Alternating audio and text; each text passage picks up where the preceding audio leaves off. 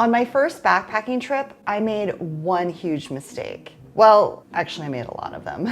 I packed way too much food. I bought expensive meals I'd never tried before. I kept my food in the worst possible place at camp. And one night, that decision literally resulted in mice running through my hair in the middle of the night.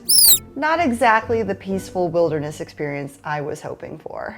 Food is one of those things beginner backpackers stress about the most. Will I bring enough food? Will I bring too much food? What if I hate the food I bring? What if I completely mess this up? So in this video, I'm sharing the biggest backpacking food mistakes I made as a beginner so you don't have to learn them the hard way. If you're planning your first backpacking trip, food can feel surprisingly overwhelming. How much food should you bring? What should you eat? What if you pack the wrong things? If we haven't met yet, hi, I'm Kathleen, a food-motivated hiker, solo backpacker, backpacking coach for women, and the hungry hiker here on YouTube. I promise you, backpacking food doesn't have to be complicated. So let's talk about the biggest mistakes I made when I was just getting started. Starting with one of the dumbest things I used to do. I used to sleep with food in my tent. Now, before anyone comes at me in the comments, a lot of thru hikers do this. I'm not saying it's right, but it happens quite a bit. When I was thru hiking the Pacific Crest Trail back in 2018, food was life out on trail. You're literally thinking about your next meal or snack constantly, and I liked always having easy access to my food at all times. But one night, that decision backfired in a huge way. I woke up in the middle of the night to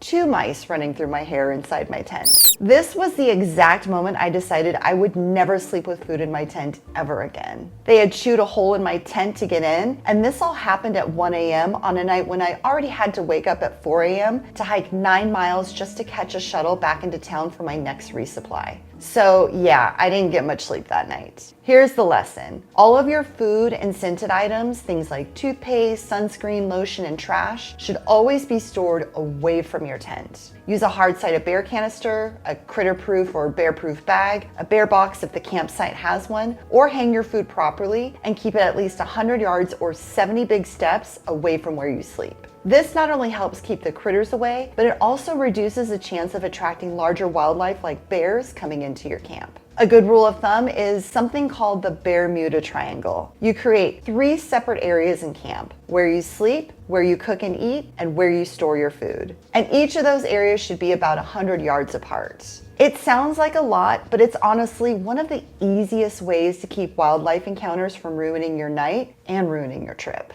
Okay, mistake number 2 is one that I'm slightly embarrassed to admit because I still sometimes do this. I still pack my fears when it comes to food. Part of my brain is always thinking, what if I get really hungry? What if I don't bring enough? So I end up bringing extra snacks, extra meals, extra everything. And when I get home, I still have half of my food bag full of food, which means I carried a bunch of unnecessary weight in my pack for the entire trip. Beginners do this all the time. Sometimes people even bring things like canned food, which is honestly one of the worst things you can carry weight-wise. Backpacking food should be lightweight and calorie dense. Things like tortillas, nut butter, ramen, tuna or chicken packets, oatmeal, or trail mix. Simple food. The framework I use now is pretty simple. Every day on trail should include breakfast, a quick or no-cook lunch, dinner, 3 to 5 snacks, electrolytes, and something fun for dessert, a little morale booster. That's it. So if I'm going on an overnight trip, I pack 1 breakfast, 2 lunches, 1 dinner, snacks every 60 to 90 minutes while hiking, electrolytes, and usually a small dessert to have while at camp.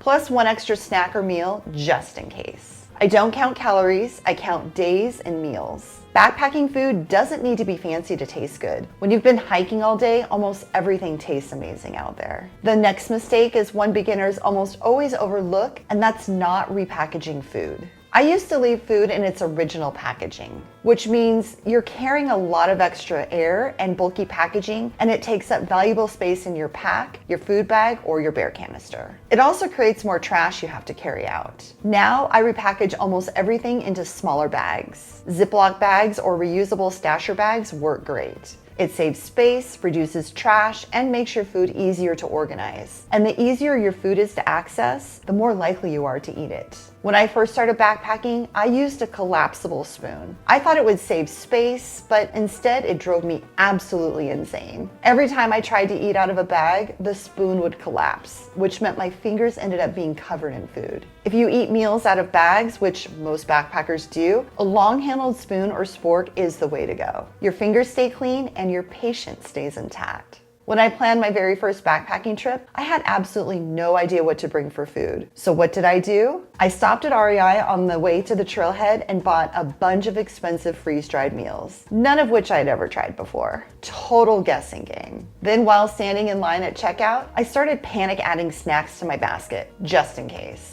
The problem? Those meals were bulky, they were expensive, and many of them had 2 servings per bag, which meant once I opened the bag, I either had to eat the whole thing or carry the leftovers. Some of those meals were good, some were okay, and some I'd never eat again. After that trip, I ended up carrying a lot of extra food back home with me. Here's the good news though. Backpacking food doesn't have to come from REI. You can absolutely shop for backpacking food at the grocery store. Tons of backpackers do. You're still a backpacker even if you're not eating fancy freeze-dried meals. If you want help simplifying your backpacking food system, I've created this free 3-day backpacking meal plan. This free guide includes exactly what to buy, a grocery list, recipes, and a printable meal checklist, so you don't have to guess. I'll put a link in the description below if you want to download your free guide to help you meal plan for your next trip. This next mistake used to drive me crazy. I used to pack all of my food for a trip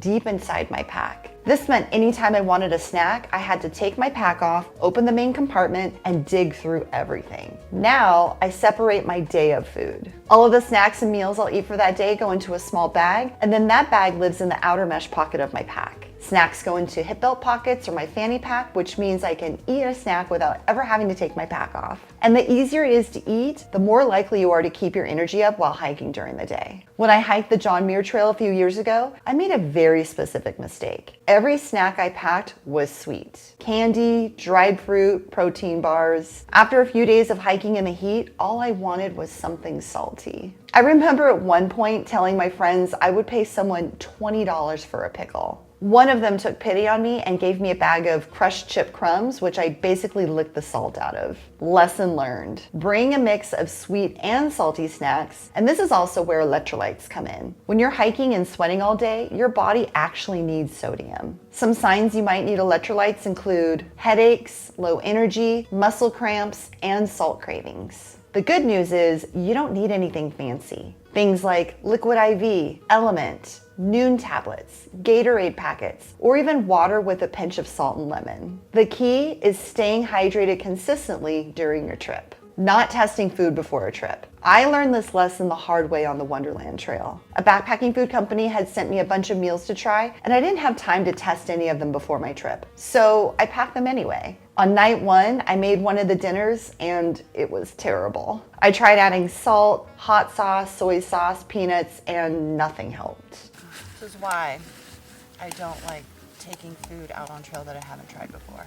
Eventually, I convinced my friends to try it and they all agreed. It was pretty awful. So then I had to carry the leftover meal in my trash for the next 2 days. Lesson learned, always test your food before a trip because being stuck with food you hate is not fun. Another mistake I used to make was cooking meals directly in my pot, which uses more fuel and makes a bigger mess. Now, I mostly just boil water, then I pour water into a freezer Ziploc bag or a stasher bag with my meal and then let it rehydrate inside of a food koozie. This process has helped me save a lot of fuel. And while it rehydrates, you can set up your tent or filter water instead of babysitting your stove.